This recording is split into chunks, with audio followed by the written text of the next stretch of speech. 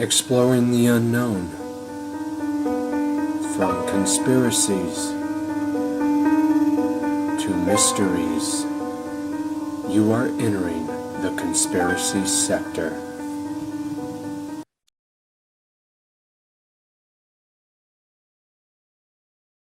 Welcome everyone to this very special program.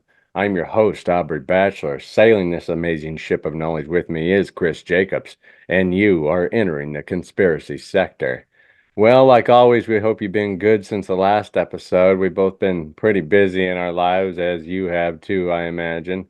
Hmm. And right now, we're all getting ready for a solar eclipse that everybody's talking about. And we figured today we're just going to do kind of a random strange news wrap up since we're already a quarter of the way done with this year already. And talk about what's been going on and what's about to happen, really. But strange times are more stranger than they've ever been, as far as I'm concerned. Hmm. Oh yeah. How about you, Chris? You been doing Oh all yeah. No, definitely. The energies have been all over the place. I know the eclipse people are saying all these energetic things about it, like the previous one. But in this case, you have there's a ton of hype. I mean, there's a lot of new age hype around it, but then there's some legitimacy to the energies getting more and more revved up the closer you get to an like eclipse. multiple states declaring a state of emergency for tourism, basically? Basically, yeah, that's exactly it. That's the New Agers fly off the handle when it comes to this, but it's usually a fundamental change, like just churning up of some energies. They do this for Mercury retrograde too, and they're like, "There's two at once during this eclipse." Yeah, okay, fine. Yes, people expect there during Mercury retrogrades and eclipses to be an energetic upheaval. Some of it's co-creation of the upheaval of the energies, like during COVID when people were afraid there was an energetic upheaval because people were creating it. So mass co-creation. Now, I'm not saying the eclipse isn't giving downloads and codes like the New Agers are saying, but at the same time, some of it is amplification and some of it is co-creation as well. So I'm saying there's good things happening, but then there's other things people are adding unnecessarily on top of that. It's one of the strangest conspiracies I've heard floating around this eclipse. I'm just going to say this right away. Hopefully, all you viewers are listening to this part of the show so far because I've heard a high tale of a possible EMP, to where everything will go back 200 years, basically, So no Mm-hmm. YouTube, no phones, no nothing. And that was one of the stranger ones. I hope it doesn't happen, but if it does, it's good meeting everybody. Thanks for viewing the episode so Oh far. yeah, I've heard the EMP. I've heard the solar flash. I've heard these are all the hype aspects surrounding this. I believe. Uh, And not just that, you can go a little bit more strange, like the biblical aspect behind it, the biblical prophecies to earthly conspiracies. I've heard about 20 different things, and like you're saying, this co-created hype about it all. How many have happened in the past and we've survived so far. mhm. But you never know. It could be the one that, really does knock us back 200 years. And Uh, that wouldn't necessarily be a complete bad thing, but no. no. Uh, Just I got done reading a book called 1 Second After, and it's about an EMP attack. Very good. Ironically enough, I've been trying to fix up my granddaddy's old Ford Edsel, and it was a Ford Edsel was the car in the book that was still chugging along because no modern day electronics and things of that. I wish I had it running just in case of it. You'll find that if something like that happened, people would be using the older cars. There was even a Sliders episode on years ago. It was about parallel universes where an EMP had hit or a solar flash had hit the Earth, and everybody was using horse and buggy, but they were using cars to have horses pull them. They were wiring cars up to be like wagons and stuff like that. So I thought Uh, that was interesting. modern day wagons. Yeah, yeah. No, essentially they would just hollow out the top end of it and sit like if it was a wagon or I something. was Yeah, gonna say like tear the engine and all the heavy equipment out and just have it be a lightweight. Yeah, it's yeah. That's what they did. They pulled the engine blocks out, and it was just for horse and buggy. Yeah, a that was it. decent Yeah, idea. yeah, and it worked. They said it was easily adaptable. They're like, yeah, we just pulled out all the old cars and did all the new. It was newer stuff. The old stuff still worked. like they can still turn on the engines and everything. So what's the So horsepower on that? exactly two. So Yeah, two studs. yeah, two studs, four if you're lucky. So yeah. Yeah, oh yeah. Uh, Well, let's dive on into an article. We're gonna start off with that solar eclipse, and I'm going to go to this article here, and it is. Let me get that on my computer all situated here.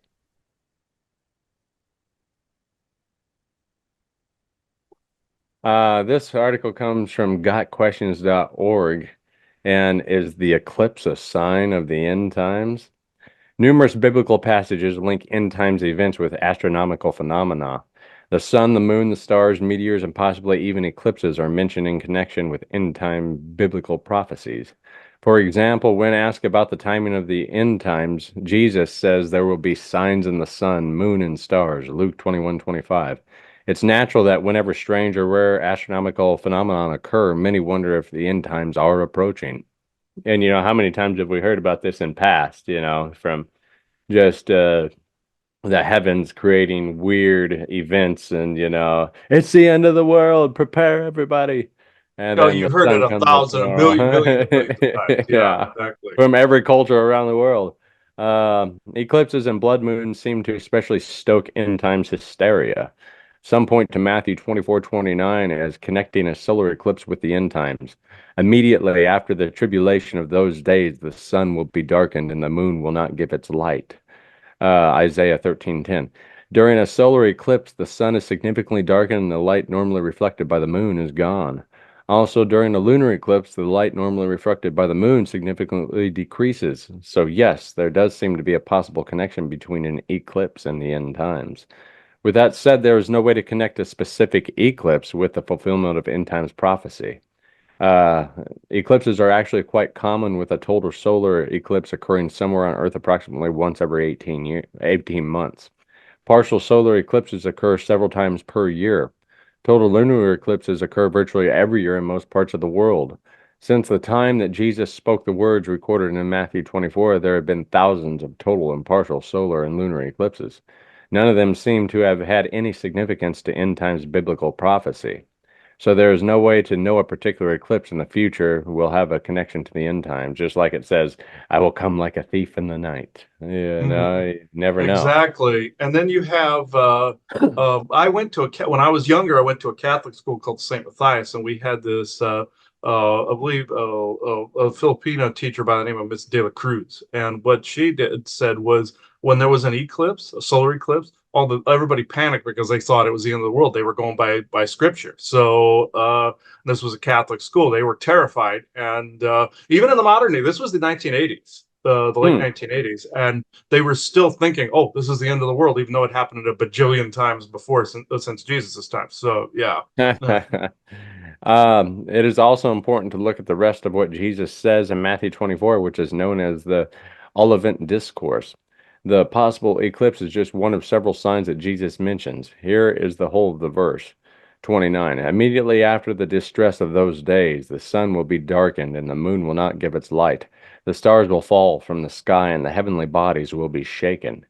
People pick up on the dark sun and moon, but they tend to ignore the stars falling and the planets shaking. Also, Jesus specifies that this sign will come immediately after the distress, a reference to the ambition of desolation in verse 15. This will be the time when there will be great distress, which that kind of lines up a little bit, unequaled from the beginning of the world until now, and never to be equaled again. And in fact, so terrible is this time that if those days had not been cut short, no one would survive. This is no regular eclipse that Jesus speaks of, but one that occurs in the middle of the tribulation with a multitude of other signs. It will be the worst time of trouble that the world has ever seen. It is important to remember that Jesus said no one knows the day or the hour of his return, like we said, thief in the night. Since eclipses can be pinpointed to the very second, it would seem an eclipse cannot be the precise moment of Christ's return. Our curiosity about when the rapture will occur, who the Antichrist will be, and when the tribulation begins, and what exactly the abomination of desolation, it must remain unsatisfied for now. The Apostle Peter gives us practical instruction in the light of end times. You ought to live holy and godly lives as you look forward to that day of God and speed its coming. That day will bring about the destruction of the heavens by fire, and the elements will melt in the heat. We know that we will see the new creation where righteousness dwells. Living our lives in light of Christ's return means living in holiness and anticipation. Trying to calculate the timing of end times events based on astronomical phenomenon is not something the Bible calls us to do.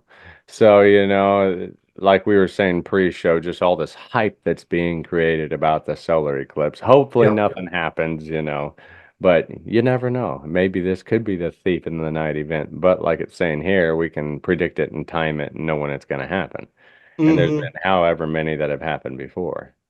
Yeah, So, there is a there is also they've adapted this prophecy to the solar flash that'll take out every bit of electronics, or even in 2012 they used the Mayan calendar and calendar to say, oh, 2012 was the end times. What actually occurred was a solar coronal ejection in the solar system, and somebody stopped it out there. And also this has to do with timeline changing. We change timelines periodically that we stand on, even as individuals. And some things sometimes things will vanish, other things won't. This is more of a Mandela effect. I won't go into that, but it's like on some other Earth in the multiverse, yeah, a disaster could have happened in 2012. That's entirely possible. Infinite diversity and infinite combinations. That applies to people and situations. hmm. So that's a quote from Spock, essentially, from Star Trek, but it applies. But what happened was that something was averted, but the whole solar flash, and I'm open that story was even hype. I'm open to that too because I came from an insider out there. I'm not going to name the insider, but I came from an insider out there. There's also another one. There was also a false insider out there that gave solar flash information, like, oh, prepare for the solar flash, and this then coincides with biblical prophecy of an end times of the thief in the night thing. So you see how they're trying to drag it from Christianity to New Age to modern day prophetical, insider information, quote unquote. You see how they're going along that whole Hmm. narrative. They're just picking something that was older and regurgitating it is what they're doing. And they're continuing on, hoping people co-create it to where there's something that actually does happen, because some of the bad guys out there actually get benefit from some of these happening. Like the banking scam that's out there, than Jassar and Nassara or Great Reset. Nobody benefits from something like that, and money, even silver and gold, would be worthless in some situation like that. Well, That's the the type elite of levels. dude, the elite benefit. The elite benefit, yeah, they're the only ones that benefit. And also, if there was a solar flash or coronal ejection, they'd be underground. They would also benefit from that. So who benefits from co-creating all the hype? Say them, and the sun would do the purging for them if something like that happens. So or a culling. It's essentially basically they're trying to call for a culling, but not saying it's a culling, kind of thing. So And uh, we picked up on this before, but all the elite that are building doomsday bunkers like they're in preparation for something. That's the some other say it's strange the thing. fake alien invasion. That's another topic we could go into at some point as well for a show. I think that would be a good one. That's another hype that's a narrative that's being built that's essentially saying, hey, we're going to cause this. Oh, you get new houses, you get new buildings, you get new technology, but still, it boils down to culling, and they want people to be okay with something like that. So Uh, that'd be a good topic to dive into at some point. But yes, yeah, elite masters. Yes, elite masters. exactly.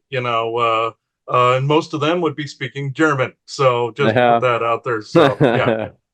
Blassen Sie Naben uns ja. Uh, Uns ja. New Schwabenland, yeah, those guys, yeah. You don't want to be dealing with them. Those are who you're dealing with, folks. Two factions. I'll go one second into this. Martian, German, New Schwabenlander, that'd be Antarctica. Then you have Kabbalist, satanic Kabbalist, uh, basically those guys that of the Luciferian groups. Those are the two that you're dealing with, essentially. And Doesn't multiple sound. other good guy factions and good bad guy factions out there. But though the two major ones are Kabbalists and Nazi. So yeah, Don't think I want to have a cocktail party with him. no. You would end up being the main course for one of them, and then you'd end up being a slave for the other. So no, Lovely. Slave first, then a meal. yeah, exactly. Depending on whether they made a deal with each other that day. So yeah, no. Well, the next one, I'm going to pick up on it. This is a kind of a different one, but hopefully this don't happen either. Sum it up, we can use this piece of equipment to do ungodly things, but we can't cure cancer. And this Hmm. article comes from uh, daysdigital.com, and it's Will the Large Hadron Collider Summon a Demon During the Solar Eclipse? Mm. And we've all heard of this CERN in Switzerland and the Large Hadron Collider and what they've been doing. Literally creating a God particle. But like I said, cancer, nah, we don't have an answer for cancer. Uh, some conspiracies have emerged about the April 8th eclipse, from NASA working with ancient Egyptian deities to sleeping giants waking up in America's state parks. Here we've gathered some of our favorites. On April 8, 2024, the moon will pass in front of the sun in the sky over Mexico, North America, and Canada, causing a solar eclipse.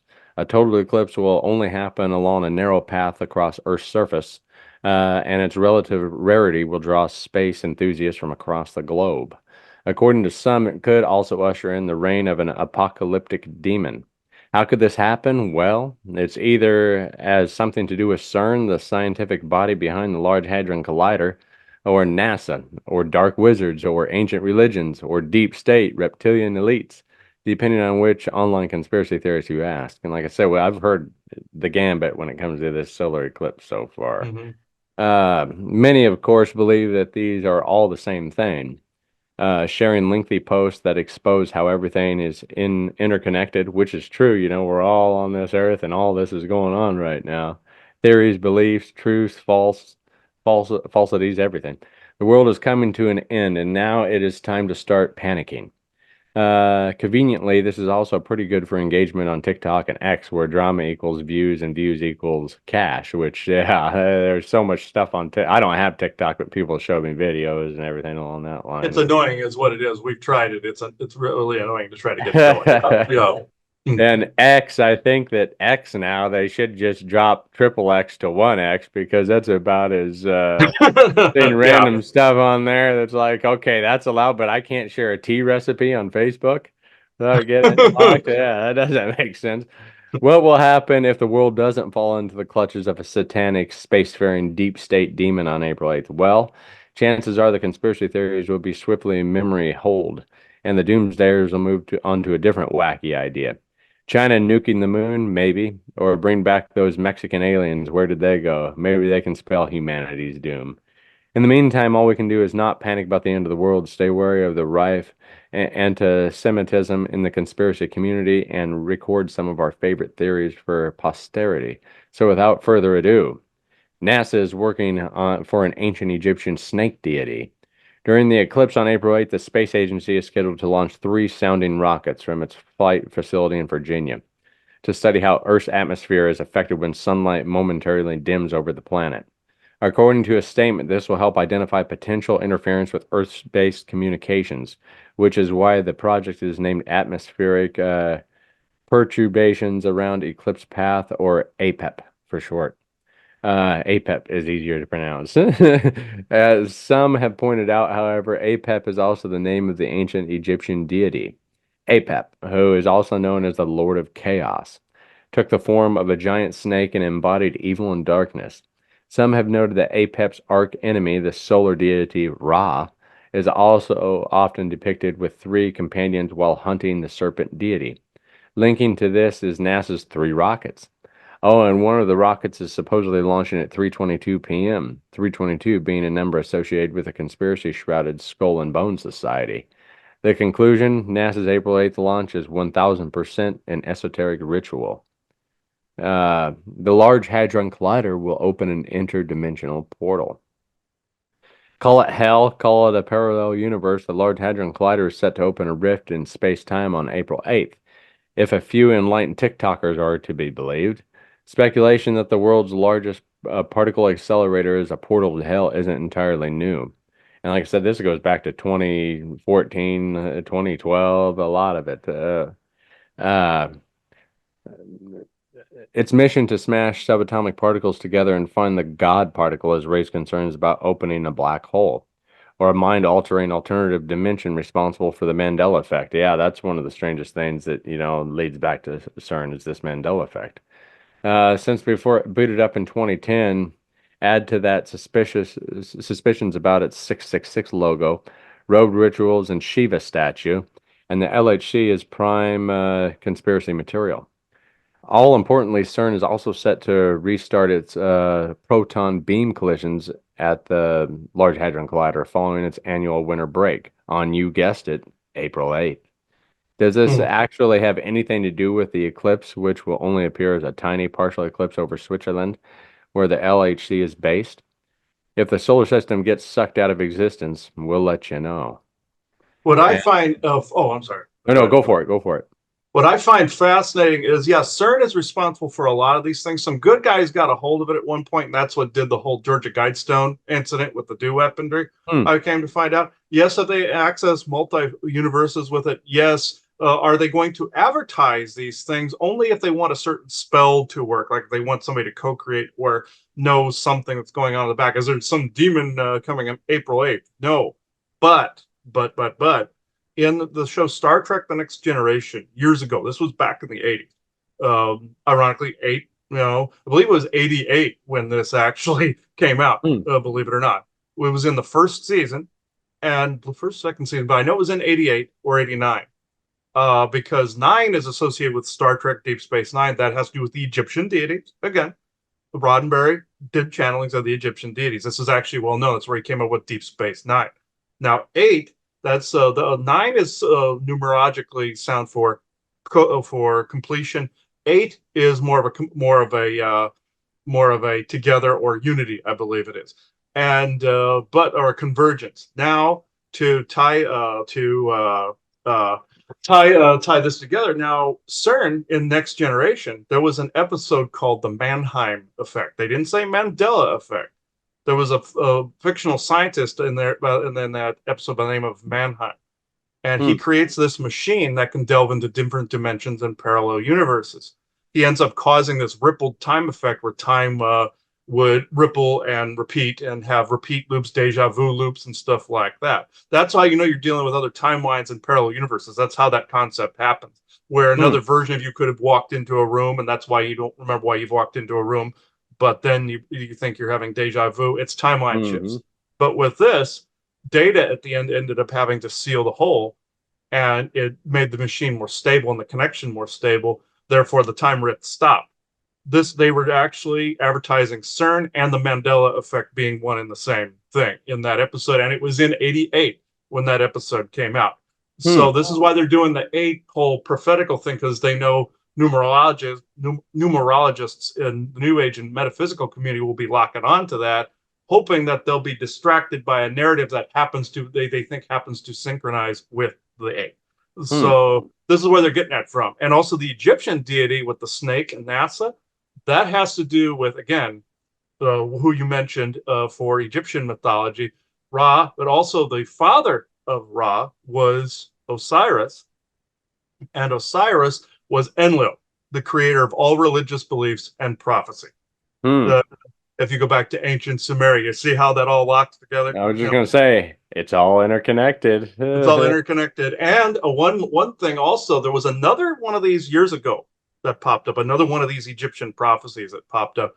So there was this god by the name of Horus Ra that was supposed to be this combination god. I was even having dreams about some of his servants stealing souls from people and all this other stuff. I won't go into that part because that would take an hour for me to explain that. But this, I was seeing all of this stuff, and there was this whole hype behind it. Yet another ancient Egyptian deity, Franken entity, coming out from the depths and actually doing things to people, and it was associated with some of these prophecies too. This was probably 7 years ago, 8 years ago, around in there. I believe actually it was longer than that. It was about 9 or 10 years ago. But that's where they're doing it again. They're trying to regurgitate the Ra being the good guy. However, he was the son of Enlil, or son of Enlil. He was actually Marduk from the Sumerian mythology. He changed his name over to Ra in the Egyptian mythology. A lot of these beings are switching their names around. They're the same family groupings of Anunnaki through history. So go figure. Yeah, so this You have Enlil went by another name, Lucifer. He went by another name, Loki. So this is so you see how all these names repeat, and they're Hmm. just adding in more Luciferian propaganda, essentially saying basically they're trying to say the devil is going to cause this prophecy to take effect. That's what it translates to. Is they're saying Satan is doing this, Satan is doing that. That's what they're trying to say, kind of thing. And they're going. It goes right back to Christian again too. So, so if you analyze it across all the religious beliefs, they're saying the same story over and over and over again. Is what Hmm. it is. If you analyze it, they're trying to repeat it so people get locked into a narrative, even though there's truth in some of the things they're saying. Hmm. They're adding in truth and they're adding in bullshit too. So they're trying to just vomit this same narrative up over and over again. It's Like out Phil Collins, can't you see this is a land of confusion? And there. there's not Exactly. much love to go around. Disturbed did a copy of that too. So yeah, Yeah, that was good. That was yeah. good. Mm-hmm. Then there's one more part to this article here that's kind of interesting. I haven't heard this name for a while, and it's Aleister Crowley is somehow involved. In case you're unfamiliar, Aleister Crowley was an occultist, philosopher, and magician working in the early half of the 20th century. On April 8th, 1904, he claimed to have heard the voice of a mysterious entity named Iwas, Aiwass, which he identified as satanic, although Crowley's definition of Satan was slightly different to ours.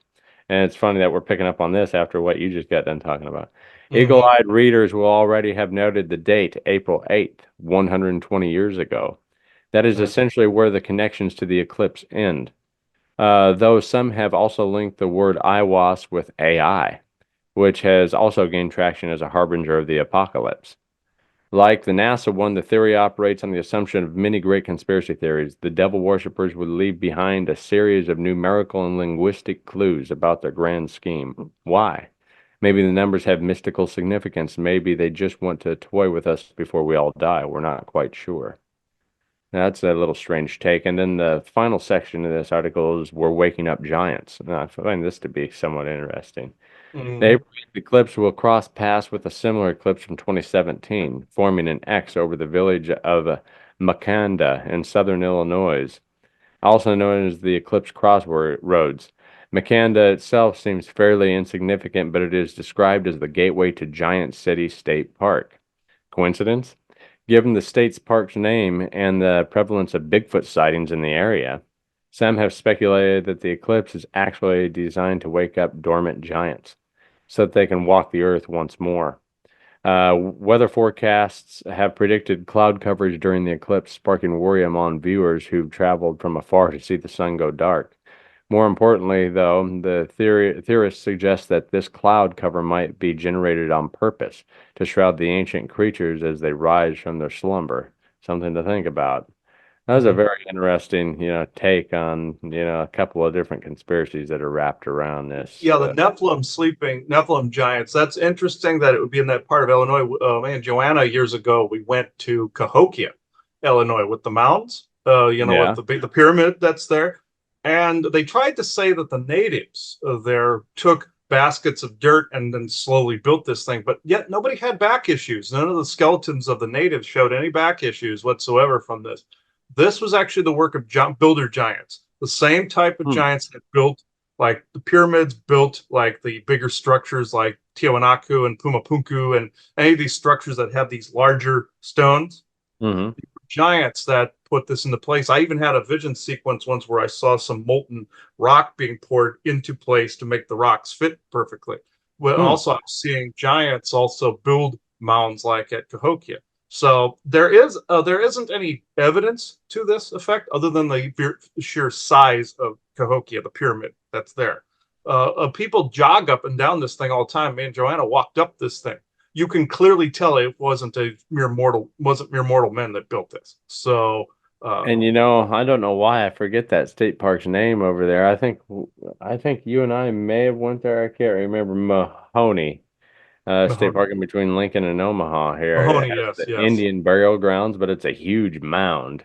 Yeah, Hmm. no, I've always fantasized about doing GPR, ground penetrating radar, and then this huge mound, instead of it being an Indian burial site, this big giant skeleton that's buried underneath there. Oh So, yeah, yeah. The moment any giant skeletons are found, you can rest assured the Smithsonian, Washington is sending someone out to confiscate the bones and put them in the bowels of the Smithsonian somewhere. So in hmm. academia, like limbo or void, Hmm. basically, and that's where all these giant bones are going. You know, these some of them are Nephilim, some are Neanderthal, because Neanderthals aren't exactly what people thought they were too. That's a totally different conversation, but it's like that's where some of these cannibalistic giants came from. They were Neanderthal stock essentially, Hmm. and they didn't go extinct like people thought they did. So this is where some of that comes from. You have Nephilim giants as well that were part, Atlantean stock and part Neanderthal stock as well. This is where also Vikings get their lineage from as well. So that's where Neanderthals had their empire, was in Scandinavia back in the Hmm. Paleolithic period, or what we call Scandinavia now, but or what we did anyway. But that's a long topic, probably worthy of another show at some point. But this I find fascinating with the giants, because you can clearly tell these places were built. It wasn't by a lot of people, because they didn't have a ton of manpower to do these things, like the bricks for the pyramids. To pick up one of these things, you would require 100,000 or more people, but the surface of one of these large stones wouldn't accommodate the amount of people necessary to lift it. But these were built like Coral Castle was, like the guy who built Coral Castle, what he said the ancient pyramids were made out of. Doesn't mean that there weren't giants that were actually building these things. Now, like the Cahokia pyramid, too big for these natives to have done. Could they have done it with sound too? Yes, but this was actually more of a dirt mound. This was more builder giant territory. So, Hmm. could smaller people use the sound tech? Yeah, but it would take a long time. I do believe both of these methods have been used in these areas, but yeah, I've seen enough stuff about giants from channelings too, actual with my eyes, seeing that it's very obvious what happened. Hmm. Uh, uh, Strange shit abound. I don't know mhm, what to think. That's always been an interesting topic, is all the giants that are scattered in North America and beyond. What happened to all the skeletons, like you said, the Smithsonian having a bunker full of giants somewhere in mhm, its basement. There was that one show that came out on History Channel here, like what, 8 years ago. They only had one season about the giants. It was two mhm. In brothers Search of Giants. Yeah, in that was Search of actually a great Giants. one. Yeah, that Yeah. was a good show, but I can't believe if Oak Island can go 12 seasons, how come that one couldn't have gone at least two or three? Yeah, what always bugged me and Joanna about the Oak Island show is, the fact that it's gone on so long and they haven't gotten into the money pit. I know it's a lot of work that is required for that, and I commend them, if they've stuck with it that long.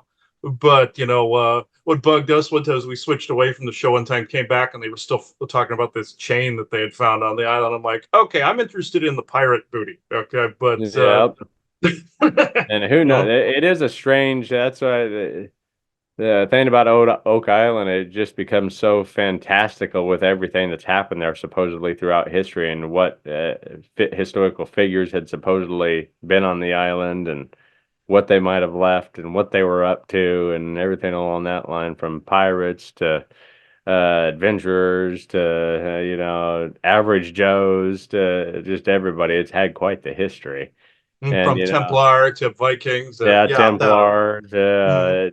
And I've kind of fallen off the radar. I stopped following the Oak Island thing about a year and a half back. I haven't really seen Yeah, what they've been up to. yeah. They've gone on for so long. It's hard to keep track of some of those cases. I'll be happy when they find what the treasure that's actually. That'd be awesome. But Find another clue like the buried plank boards or something.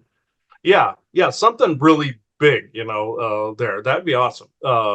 But yeah, that there's a lot of these topics we could. It would even be worth doing a show at some time on Okai, and I think that would be Hmm. fantastic with some A of the lot of people mythology. like it. A lot of people Yeah. like Oak Island Mystery. Yeah. Hmm. Part of the reason why we did the superstitions, because of the Lost Dutchman gold mine. There's just something, missing person cases is one thing, but then lost treasure is another different type of, curiosity.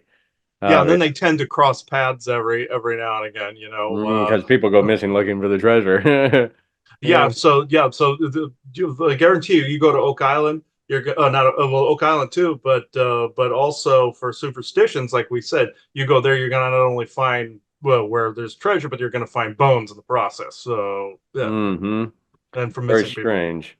You were saying something that you wanted to share a UFO case? Oh yeah, there's been several things here what people have seen. Laverne saw a UFO not too long ago. It was one of those cigar shaped ones that it was had kind of like a mercury texturing to it, and it was kind of like blobus look, but like it had shiny exterior.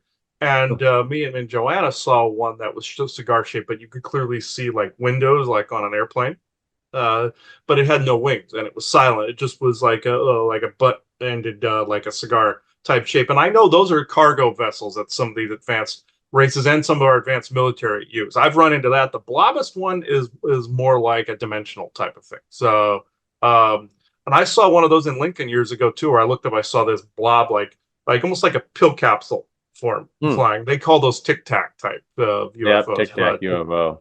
yeah, we've seen some Tic Tacs here too. Some they're only no bigger than a football, about this big, and I've seen them. I've seen ones that are transparent that have been zipping around here too. These are like probe type of things, and orbs, of course, you have like there. Those are dimension with the dimension ships. Those are more alien, but because force people, Sasquatch are associated sometimes with those. But the ones we have been seeing are like the football shaped ones, the Mercury type ones, and these the one that we saw. Oh God, where were we? I think it was it Sandbridge or the it wasn't the boardwalk. I believe it was the Outer Banks in North Carolina or Sandbridge. It was one of those two. That's here in Virginia Beach. We saw one of those mechanical looking uh, the cigar shaped ones. The football shaped ones look like the mechanical look. It's not a smooth streamline. That's how you can tell it's military using anti gravity because the alien ones are smooth. They're all smooth. You can definitely tell it's alien, but the mechanical looking ones, it looks like it has bolts and rivets. That's our people. Mm-hmm. And the football shaped ones look like the bigger cigar shaped ones, just small. They just Hmm. downsized it to like an AI, a drone type of like scenario. But yeah, these are the things that we've cited in this area. It's not as much as in Arizona or Nebraska, but we have seen our fair share of some UFO stuff here. Yeah, like I said, one of my favorite UFO cases was that Herb Shermer incident right here in Nebraska and Ashland, Nebraska. I think we've talked about that a little bit before, but I wish that there'd be more cases like that are popping up again. I feel like uh, it's transitioned from abductee and crop circle phenomenon to just more sighting phenomenon, as of the last few years. I haven't heard of like a Travis Walton case or anything like that for quite a while. Yeah, I haven't You, heard too many big elaborate ones like the Travis Walton case in quite a while. Yeah, me too. hmm Yeah. I'm Um, sure that there's some places. I know South America's had quite the vast array of UFO experiences throughout the last 2 decades. And I should have tried diving into a little more UFO events that have happened so far this year, but I figured I'd wait a couple more months just to see if anything happens a little mhm. bit more severe and noteworthy, I There guess. has been a rise in another particular phenomenon that's come up, though, that's actually getting more and more common. And this has to do with fake insects. These are Hmm. essentially fall under drone probe category Mm-hmm. because military associated. Now, they're the most common ones that people are seeing, and they don't see. There's a spider type, a fly type, mosquito type, and a bedbug type. There's a bird type too, like if they really want a more elaborate type, you can tell it's a fake mechanical bird if it has like the Terminator thing going on. That's a rarer one, but the fly one can go around collecting cells from people, collecting DNA, and spot like a drone. They depicted this. I'll still be short with this. They depicted it in the show Dragon Ball Z years ago, where a character named Giro was sending a fly out to collect cells from all the hero characters. If people want to look that up, it's in the show Dragon Ball Z years ago. The creator of that show died recently. I did a channel with him on a friend's recording not too long Hmm. ago, but he passed away because I believe he was actually getting targeted because he was depicting some of this stuff in his shows over the years. He talked about reptilians and all this other stuff, and the heroes defeating them. He was depicting heroes defeating a lot of these people, like the deep state and everything. So what happened was these flies, they'll go around collect cells, they'll go around collect DNA, and because there are multiple factions of military and corporate factions working, they also have agreements with each other. They won't cross this line, they won't do this, or they won't show up in person to collect or abduct people in some cases. So what they do is they send bugs in to monitor, literal bugs. In this case, a spider. We saw this back in Prescott when I was there sitting on the bed one time. I saw this spider crawl up on the wall, and it was fairly big, about an inch long, about an inch and a half with the legs. And I kept feeling this weird energy coming from it, like technological. And I saw a blinking light inside of its skin. And I went and grabbed it off the wall, and I took a razor, cut it open, and it had an actual implant on the inside. It was mechanical, and it moved like you were hurting it and stuff like that. But it was a piece of technology, AI designed to act that way.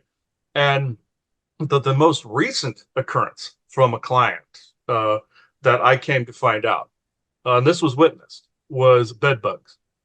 And there was a faction, this was up in Canada, there was around Toronto, there was a faction that was trying to collect DNA from this person and their significant other.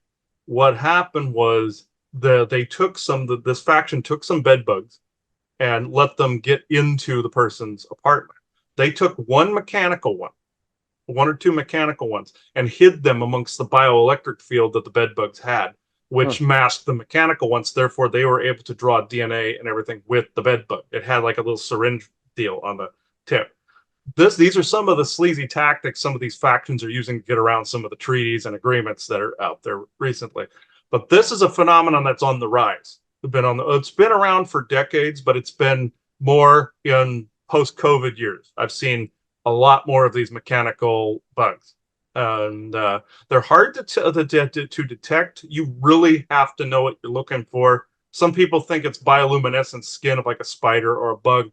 You've gotta really look, and you'll notice that it's a predetermined set of functions that these bugs have, that they're not alive. You can just kind of tell they're different from the others. It's kind of like seeing a Lego rendition of a bug. You're just kind of like, okay, something's off about this, no matter how advanced their Star Trek-y stagecrafting department is, wherever in the bowels of some base somewhere, or DUMS base, they call them DUMS, deep underground military bases. So it's like they call that. So they call them DUMS.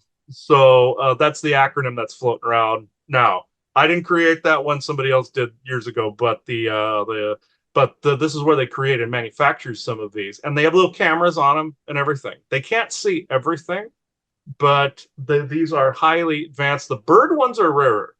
These are ones like if you went up close to a bird, you would be able to tell there's like the Terminator eye thing going on with it. It's creepy as shit. I have seen these before, so that's how I knew they existed. But the bug thing is actually on the rise, and they're coming up with new bugs. I'm not saying people should start killing these things or bees or bugs or any kind, because they're not. There's like one in like a trillion that's one of these. So or a billion of one of these. Just look real carefully at the bugs. You will start to see one that doesn't quite fit in. One of these things is not like the other kind of thing. So but that's a phenomenon that's on the rise currently. Post COVID, it just took off. They started pushing the envelope when it came to the cell collection and the DNA collection and some of the spying with the bugs. And literal, they call them bugs because it's a monitoring device, but it's a literal bug too. So, or an arachnid or something like that too. But yeah, that's a phenomenon. I wanted to mention that because it has popped up in several of my sessions lately, and it's popped up. Reports have been way up now for the bug.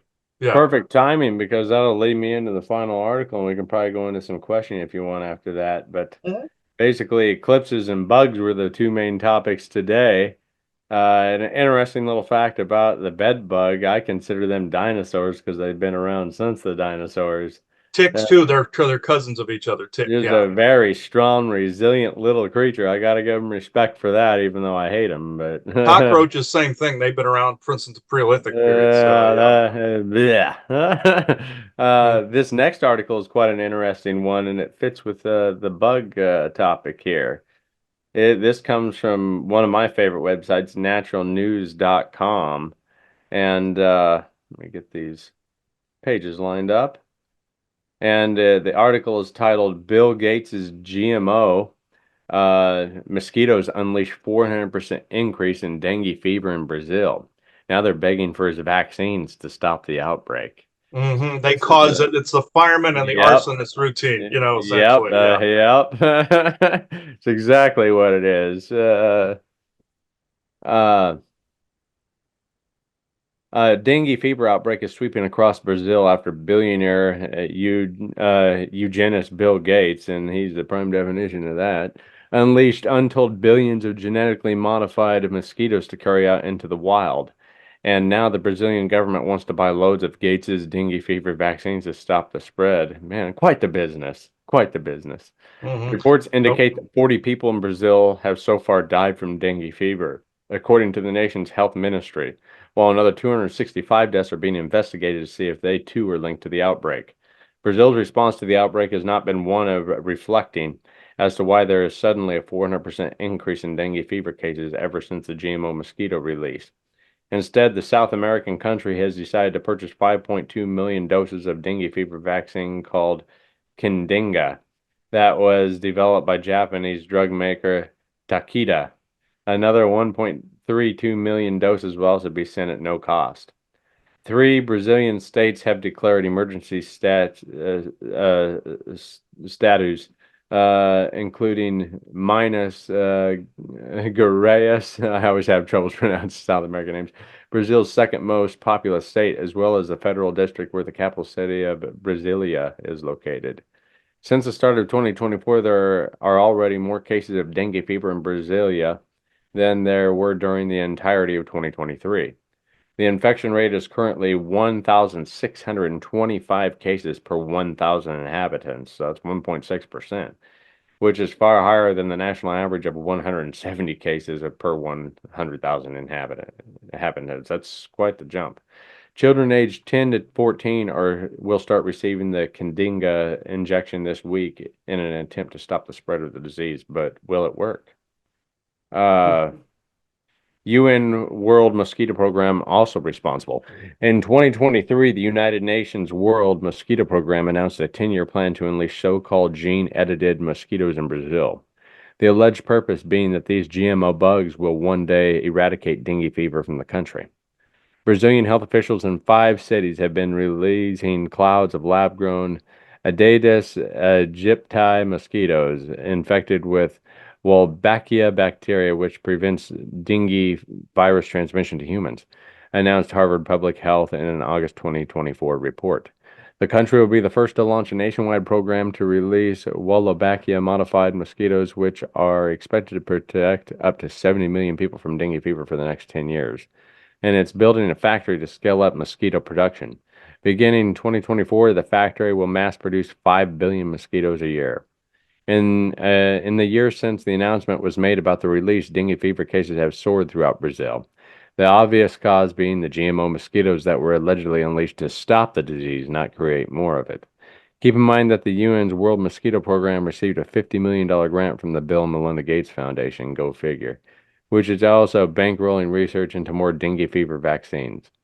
Takeda, the manufacturer of Qdenga, also received millions of dollars in cash injections from the Bill and Melinda Gates Foundation.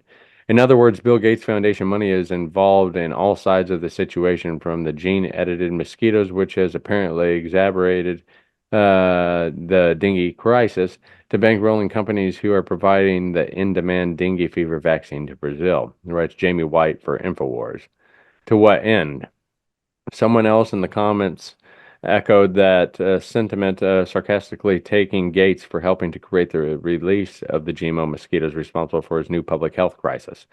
The summertime flying bug population in Michigan is probably about 90% deleted over the last decade or so, wrote another about what is seen right here in the U.S. I suspect geoengineering over the years is killing the bug population.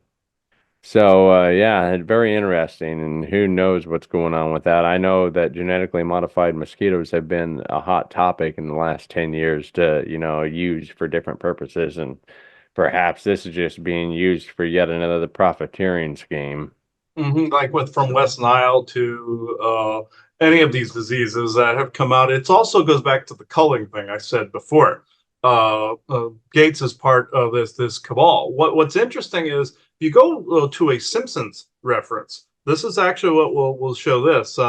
This also goes to a Rothschild reference, where during the Napoleonic conflict, they sold weapons to both sides Hmm. of the Napoleonic conflict, and they also caused all the gang and drug wars now, where they supply weapons to all the street gangs and all this other stuff to keep the fighting going. Even somebody went into a back alley one time and found a crate full of weapons. One time, so their intuition told them go back into a back alley. They heard this voice in their head, go back in this back alley. They found this crate of weapons that street gangs were going to pick up to continue fighting. Along that note, the reason I make the Simpsons reference is Mr. Burns is supposed to be the head of the Rothschild family in it. He famously did the episode of who killed Mr. Burns because he blocked out the sun. Holy that Yeah, type of thing. that's weird.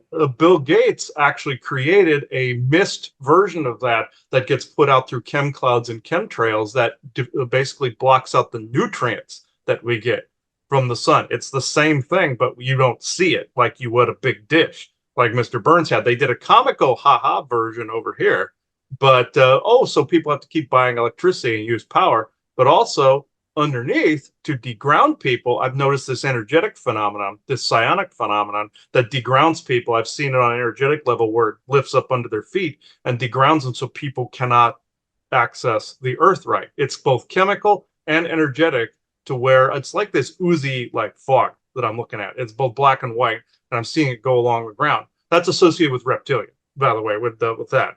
But with this, it's both, where you get as above, so below. And also the viruses, he's somebody that, of course, their foundation created this virus not only for the culling concept I said before, but to make money from the people that would actually need the vaccine. So it's the fireman and the arsonist, essentially. So Yeah, that's exactly what that is. yeah, and yeah, it's there, and people always get surprised when I say things like that. It's like because they can't comprehend or have their brain decode and encode the fact or translate the fact that there's this kind of evil out there, this level of evil, and you're dealing with basically Nazi at that point, like what I said before. That's who's making a lot of this garbage. Are some of these viruses and some of these vaccines and some of these concepts? It's essentially Nazi. Is what you're dealing with. Nazi concept, also Kabbalist garbage that's out there. But yeah, from having experience around these, you kind of can surmise what they're kind of going to bring down the pipe. But yeah, so we could go into the question answer if you want to do that. Yeah, but, sure. All right. Okay. I opened the circle of truth, but have also done conflicting agendas at this point in time. Okay. Who is actually going to talk, believe it or not? Let's see. Isaac, of course it would be you. Okay, let's see. Yeah. All right. Energy is kind of spotty today, actually. There's a lot of it feels like you're being microwaved today. It's really weird. It's like I can feel under my eyes here. There is like this, when you get this weird pull on the eyes like this. You're a TI, targeted individual. Yeah, you get the of course, and my thoughts have been kind of scattered. So yeah, that is essentially what that is. So even though I always tell people, if you're going to say TI, refer to it as in the past tense, so you don't co-create more of it. Yeah. But the shoe it fits too. So I will say most of the TIs that are out there, that's almost everybody's targeted with something like a psionic field. It's the ones that rise above the negative psionic field that's out there, or the psionic dampening is what the term is, are the ones that are targeted more because they're pushing above the interference is what it is. And the warriors out there are poking their head above first, and they get it almost lopped off. That's where the TI concept comes in, right there. So, okay, yes, I'll shut up so you can talk. Okay, let's see. All right. There's been a bad taste in the air too. That's making this metallic-y soap-like taste in the air. Yeah. Yeah, it's pretty bad. And I know the reptilians are famous for putting mind control gases in the atmosphere too. Okay,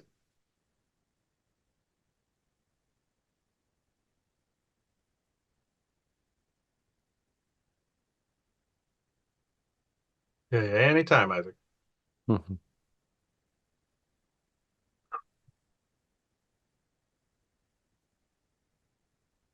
Yes, you see, his brain is running a mile a minute because he's become addicted to energy drinks. So it Mhm. makes it harder, believe it or not, to do this level of channeling because it requires a certain level of mental calm, aka meditative state, mixed with that of mental cognizance and merging it into an intuitive and logical center medium. So I had to throw him under the bus because he's getting an energy drain, you see, from the psionic field that he spoke about, and therefore compensating with it with energy drinks. We have told him about this in the past, but he has ignored us. So, in this particular way. So, I will say that these topics you are talking about, yes, this is indeed true. I myself am around some of the very people that have created these things. The way I am communicating, of course, through his communication arcs that he has outside, but also I am actually wearing on my head a form of, you would see this as more of a V2K voice to skull type unit that enhances a psionic field, therefore going through the communication arcs by which then he has created. Other races will then sometimes put an implant in someone's home, so who you're seeing as a hologram, that they're wearing a hologram, like on Star Trek Voyager, whereas the character of Barclay in the holographic doctor's hallucination sequence one time was saying he was sitting in a chair with a Neuralink and going into the holodeck to speak to him. This is an actual concept we use quite prolifically. Lane and Vess and the rest of us do as well. If we cannot be around physically in a different frequency layer, but you get the idea. The concepts that you're talking about the eclipse now, you are correct. There's a lot of hype. There's a lot of distractive narratives surrounding. And you know what's going to happen on the 8th of great significance? Absolutely nothing. Because other than the fact that you're getting energies from the sun, I would recommend that if you're afraid something's going to happen, just say that you revoke any and all unneeded energies and codes that are not needed in the moment in time during the eclipse that is not needed for you, and then keep the ones that are needed for you in the current moment in time. This will negate anything negative you think is going to happen. They build up hype towards an event all people look for. Think of this as a marketing scheme, folks. What do people do around Christmas time? They try to market products. He's done the same with his Oregon shirts, all this. What do they do around Halloween? They market. What do they do around eclipses? They market. Now, once they create it, the Lionsgate being one of the biggest of the bunch that was created back in the 97, 98 by the three-letter agencies to make sure that people co-create certain things in a more deadened time of year where there really wasn't anything, and that's in August 8th to be exact.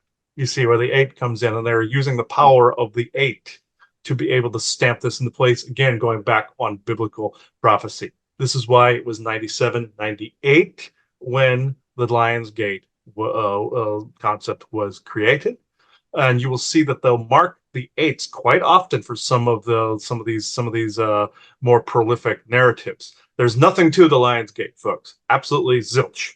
So if you look into that, the eclipse, yes, you are getting energies. This is causing some of this weird jitteriness. Is some of the microwaving. Also, you have a Mercury retrograde taking place. But again, there's hype, but there's also some planetary alignments that also make sense. People are thinking, oh, Mercury retrograde, it's associated with businesses falling apart, it's associated with not making plans, financial destitution in some areas, blah, blah, blah, etc. Yes, are there some things that, of course, certain energies will change things later on? Yes. But people always seem to associate that with gloom and doom. Now it's being aligned with somewhat of the eclipse. As you can see, then it's now going from one thing to another thing to another thing. What happened when all those planets aligned last year? It's like, oh my God, there's going to be this. Oh my God, there's going to be this. Oh my God, there's going to be this. What happened? It aligned. You will look very carefully. The alignments always associated with sevens, eights, and nines. And as he said before, 7 is associated with the number of God. 8, this is a more of like an abundance cycle or union or something like that coming into being. 9 is completion. This is you will see it follow those patterns, and also every time it will also begin with the number 3. 3 is the basis for all geometry, and that is the most bastardized concept in all of history, spawning OCD mentality where people feel they have to do things in threes, etc., etc., etc. But the good, that's AI doing that. But the good aspect is building geometric forms, like with some of his protection symbols. So I know I went on, but I will go into questions if you like. Yeah, during the solar eclipse, what's something that we can do to take it all in and advance ourselves energetically and perhaps spiritually? Taking it all in would be the opposite of what you should do. In this, like I said with that revocation before, only take in what is needed in the current moment and discard the rest. Remember, the moon is involved, and the moon is associated with codes you probably do not need. So, with that, this is what happened in 17 with the other one. People felt ill after the eclipse because they were encouraged to take it all in. When they did so, he found out the revocation by which I mentioned before, and people were all right with it. I recommend, again, a shorter version would be I only take in the energies that I need in this current moment in time, and I discard the rest. That particular declaration will automatically basically tell your brain, hey, stupid, do not take on, and I'm not saying the brain's stupid, I'm just saying, you know what I'm saying, take on what you need and discard the rest. The energies for basically any form of spiritual enlightenment, you possess these already, but these energies will cause a jitteriness. The good side of this will cause a jitteriness in people that have things that need to be dislodged. And say energies that are no longer needed, thought form patterns that are no longer needed. It'll feel like you're on a weird a mix between of a caffeine high and a drain. You're getting the psionic warfare that's going on right now mixed with that of the real sunlight. During this eclipse, they wanted to, and I will tell you the main objective here, they wanted people to think disaster because the sun during the eclipse is actually piercing through that chemical cloud that he said Bill Gates put up before, the whole Mr. Burns concept. This is what is actually being burned through during the powers of eclipses. So they wanted to distract you with other narratives so that you weren't taking in that. Very interesting. Vitamin D, vitamin E, all those things. Yes. When it comes to the fake bugs that are inhabiting, real bugs, is there any other? I know from acting strange, is there any, and like certain the eyes, perhaps like in birds, is there any other telltale signs of where you can pick out a created lab bug as opposed to a natural bug, like their behavior? Is there any other tips and tricks on how to find those? It's like with the killer bees, for instance, when those were created, they used some Paleolithic DNA and also African honeybees and local other bees that they put in there. They'll be hyper aggressive. They would be kind of like an animal on rabies. You know how they would attack you and bite you right away because the brain's all messed up. Like your killer bees, they would come at you immediately. And also there'd be a severe allergic reaction, an over bloated allergic reaction. This is for the genetically engineered side. He saw years ago a mix between kind of like a dragonfly and a ground hornet. An older lady called on 2 friends of theirs, household friends of theirs, in the game at parks in Nebraska to go take care of this. When they blew up this mound, they saw these weird bugs. They took one to the university and it said it was some weird genetic hybrid. It was like a flying hypodermic needle.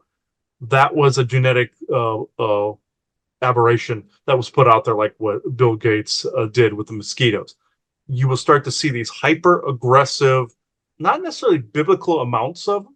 It would be more subtle. People are expecting biblical plague, like the locusts or the raining frogs or something like that. No, it's going to be very subtle and these things would be hyper aggressive and come right at you. Now, the mechanical ones would be more reserved. They would be in the background. They would be tucked away, maybe on an eave somewhere. They'd be tucked away in your house, in the room. The one he saw, the spider that I brought out so he could see it, would normally have been in a wall somewhere. The way you detect these is they will respond to a gauge meter, no different than an electrical current or a device. Say if you put a gauze meter up to your phone, it would go ring. These things would have a signature like that. But they are normally in the walls, they are more reserved. The genetically bred things will try to bite you. This is the difference. Interesting. Do you believe that there could possibly be any giant skeletal remains that still haven't been found and where they might be hiding? Yes. Yes, some were just discovered in Antarctica. This was the story about the cannibal giants that they found in Antarctica that were down there. And there are plenty of them that have not been discovered. Ironically enough, some of these are some of the very mountain ranges that people have walked through. These are Titan remains. These are decayed Titan remains from millions of years ago. Just like in Africa, you have the Atlas Mountains. They oversaw Atlantis City, the big eye of the Sahara. Those mountains are the remains of Atlas himself. So they turn to stone. Some forest people will turn to some of this as well because they have Titan lineages. Also, you'll find that some Earth lineages also turn to crystalline structures. That's the crystalline DNA you've heard about. That's some ET have certain genes opened up to when they die, they turn into a crystal, like the sporosistine life form in Star Trek Voyager. The caretaker in the first episode turned into a crystal cluster. Now, there was also poking at Titan as well. For actual giant bones, though, you will find very few, but there are some in areas of Saudi Arabia under the ground, some areas of Iran. You're going to find them more huddled around the Middle Eastern areas. You're going to find some in some of the biblical areas in Israel, Jerusalem, some of those places. But some of the biggest ones that have not been discovered, these are ones that are 20, 30 feet and up, are actually in areas of China and in the Russian Federation. These have not been discovered yet. They're too far down underground. These fall under descent lineages of Titans as well. And for Nephilim, the ones that are only maybe 11 to 15 feet high, Sasquatch size, which are not Sasquatches, by the way, those would be found relatively in some of those same areas, but then those would be more in essentially some of the old desert areas that used to be links to Atlantis, like in Africa. Now, like some of the Sahara area, you would start finding some proto-Viking giants that are actually in those areas. Peru have a few too that are actually still alive. Some also they in the Peruvian Andes and other places you would find giant bones there that have not been discovered that are either buried in buried in soot, snow, any of those things. Himalayas are another one. So these are areas that are from the smaller giants, like 11 feet to 15 to even 20 feet. The bigger ones, though, the big mammoths, some are in the United States too. Even in your state of Nebraska, there's a couple of some of these middle-sized ones and slightly bigger ones underground in the prairie lands, out by your Chimney Rock area.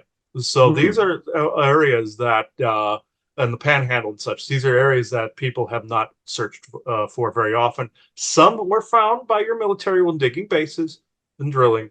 And same thing with the Garthan honeycomb areas of the earth. But there are some that they have not located because they have blended so well with the surrounding rock strata. And also there's magnetic materials blocking it. There's piezoelectricity from quartz blocking it, all of those things. Very interesting. That's very good information. Thank you for popping through. Do you have any other questions? You wounded it up pretty well. I think you got a lot of information out of there. Thank you. These are always entertaining. So thank you, everyone. Very good. Yeah, got my eye watering that time. Yeah, that's yeah. He was showing me in my head where like pinpoints on a map where some of these things where that haven't been discovered. But he's right about Atlas. if you go back into the Atlantean mythology, Atlas was the predecessor to King Poseidon, for Atlantis. And I even done channeling with a Titan by the name of Chrome, that he was around in the times of Atlantis. That's where they get in the Conan lore, where you have Chrome, the one, the riddle of steel, that whole bit. That is where they got the name from. And he's gone by other names in mythology, but Atlas was actually the famous, the one holding up the earth. And what it was he was big enough to be a mountain range. He was a mountain range, so it was like the mountains holding the sky up. That's where they got that from. So the Atlas Mountains are actually his remains. His soul's in spirit, but he still has the mountains have then started to push water through, and wind erosion, all this other stuff. But you're actually walking through the remains of Titans. I found out there's some in England too. England, those are other places. More likely he didn't mention England because they probably cleaned out all the giant bones there, but I'd be willing to bet. They even found elongated skull remains around Stonehenge. They cleared those out. But there are Titan areas there that are mountainous or hill areas and mountains that have not been discussed either. So that would also be worth its own show. We go more into delve into the giants, but yeah, I know this divvied, folks, but this has been very, very, very fascinating. I don't know if you have anything else to add, Aubrey, before we take it out. No, that's very good. I guess everybody stay classy, stay healthy, and we'll catch you in the next episode. Everybody enjoy the eclipse, and hopefully we wake up the next morning and everything's normal. Yeah, and as we close this circle for this episode, you are now leaving the conspiracy sectors. So bye-bye, everybody. Bye-bye, everybody.